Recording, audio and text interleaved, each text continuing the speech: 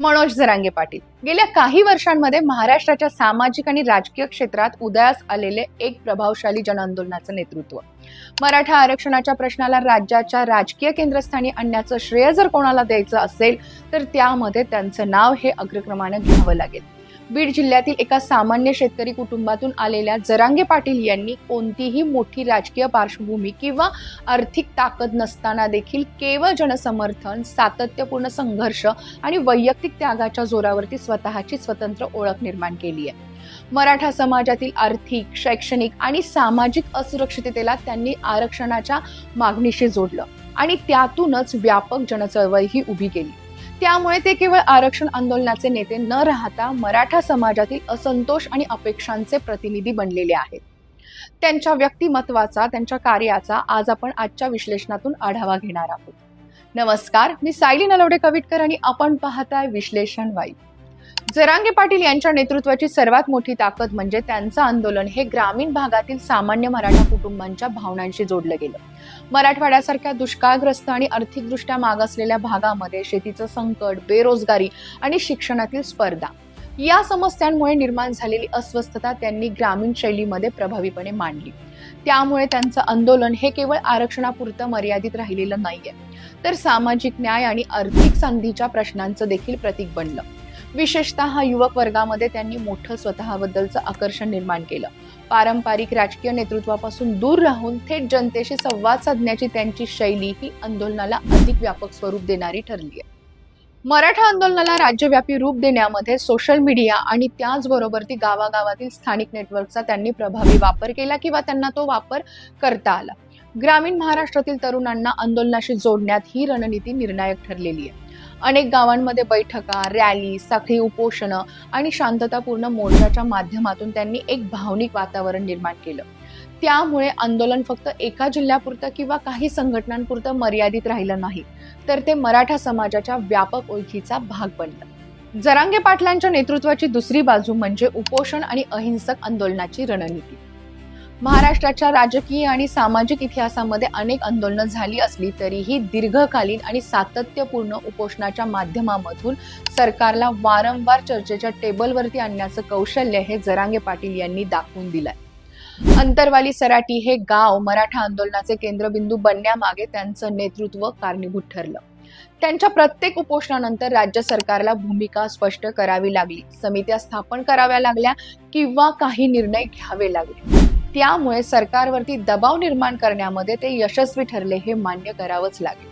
विशेष म्हणजे त्यांनी स्वतःची प्रतिमा ही सत्तेपासून दूर असलेल्या आंदोलनकर्त्याची ठेवण्याचा प्रयत्न केला. त्यामुळे पारंपरिक राजकीय नेत्यांबद्दल नाराजी असलेल्या समाज घटकांमध्ये त्यांना मोठं समर्थन मिळालं. अनेकदा त्यांनी थेट मंत्र्यांवरती, अधिकाऱ्यांवरती आणि सरकारच्या कार्यपद्धतीवरती टीका केली, पण त्याच वेळी आंदोलन हिंसक होऊ नये यासाठी शांततेचं आव्हानही केलं. त्यामुळे त्यांची शैली ही आक्रमक भाषणं आणि जनभावनांशी थेट जोडलेलं नेतृत्व अशा संमिश्र स्वरूपाची दिसून आली आहे. राजकीय दृष्टिकोनातून पाहिलं तर मनोज जरांगे पाटील यांनी महाराष्ट्रातील पारंपरिक सत्ता समीकरणांवरतीही परिणाम घडवलेला आहे. मराठा समाज हा राज्यातील सर्वात प्रभावशाली सामाजिक घटक मानला जातो. त्यामुळे त्यांच्या आंदोलनामुळे भाजप, काँग्रेस, राष्ट्रवादी काँग्रेस आणि शिवसेना या सर्व पक्षांना आपल्या भूमिका नव्यानं ठरवाव्या लागल्या आहेत. विशेषतः महायुती सरकारसमोर त्यांनी सातत्याने दबावाचं राजकारण उभं केलं. सरकारने कुणबी नोंदींचा शोध, प्रमाणपत्राचं वितरण, शैक्षणिक सवलती आणि इतर निर्णय घेतले असले तरीही त्यांची अंमलबजावणी अपुरी असल्याचा आरोप त्यांनी कायम ठेवलेला आहे. त्यामुळे ते सरकारसाठी केवळ आंदोलनकर्ते नसून एक प्रभावी दबाव गटाचं नेतृत्व करणारे व्यक्तिमत्व बनले. राजकीय विश्लेषकांच्या मते जरांगे पाटील यांच्या आंदोलनामुळे महाराष्ट्रातील ग्रामीण मतदारांच्या भावना आणि सामाजिक समीकरणांमध्ये बदल दिसू लागलाय. अनेक पारंपरिक नेत्यांना आपल्या मतदारसंघांमध्ये जाऊन भूमिका स्पष्ट करावी लागतीये. काही ठिकाणी आंदोलनाचा थेट परिणाम हा निवडणुकीमधील वातावरणावरतीही जाणवला.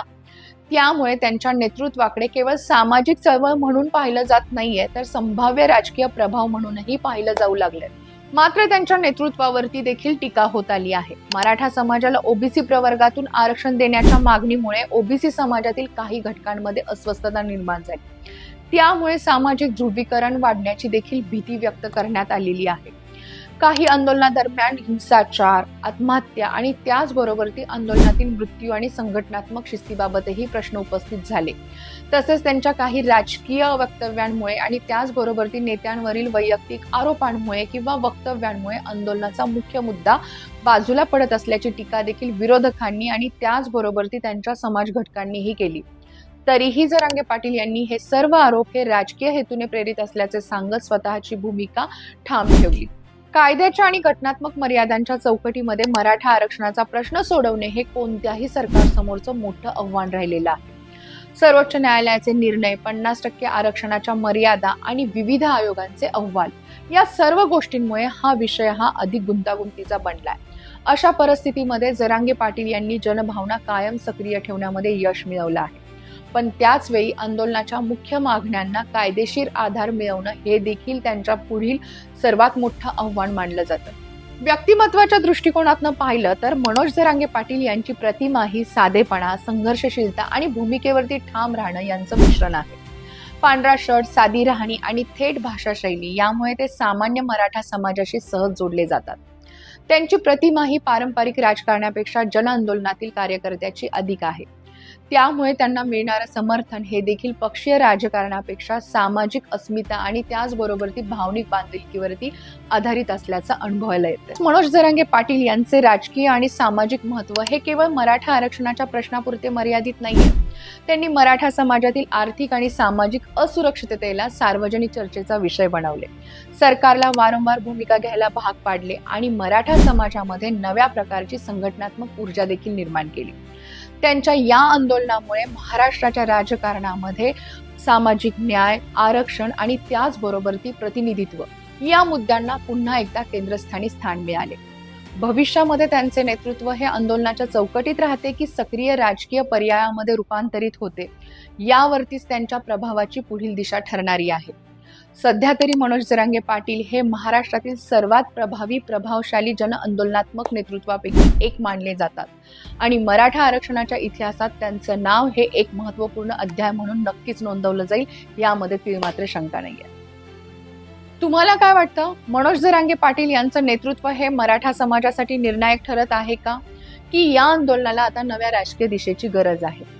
तुमचं मत आम्हाला कमेंटमध्ये नक्की सांगा. व्हिडिओ आवडला असेल तर लाईक, शेअर आणि विश्लेषण वाईब या आपल्या YouTube चॅनलला सबस्क्राईब करायला विसरू नका. कारण इथं आपण फक्त माहितीच जाणून घेत नाही तर प्रत्येक घडामोडी मागचं विश्लेषण समजून घेतो. जय महाराष्ट्र.